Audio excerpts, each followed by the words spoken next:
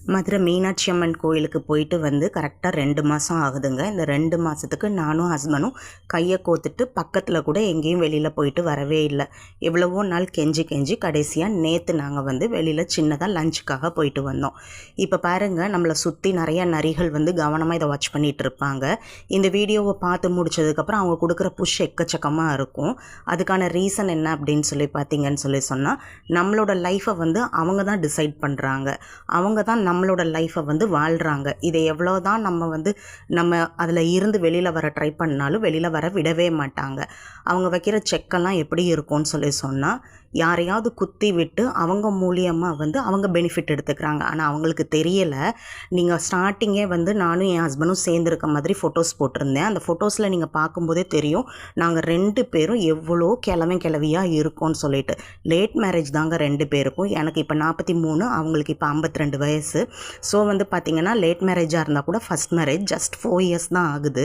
பார்த்திங்கன்னா, நாங்கள் 2 பேரும் சேர்ந்து வெளியில் போகக்கூடாது, நாங்கள் சந்தோஷமாக இருக்கக்கூடாதுன்றதுலாம் அவங்க ரொம்ப கவனமாக இருப்பாங்க. அப்படி இருக்கும்போது ஒரே கண்ட்ரோல் தான்.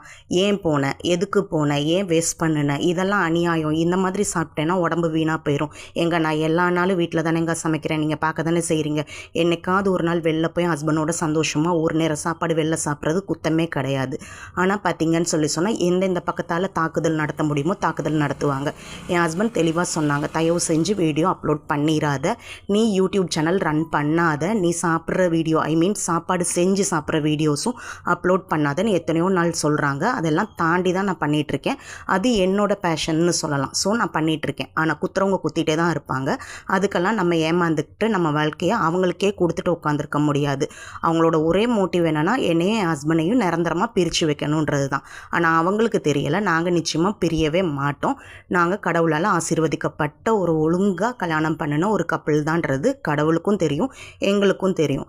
ஆனால் டோட்டல் வேஸ்ட்டுங்க. லைஃபு வந்து டோட்டல் வேஸ்ட்டு. எதிர்பார்த்து வந்தது ஒன்று, நடக்கிறது இன்னொன்று.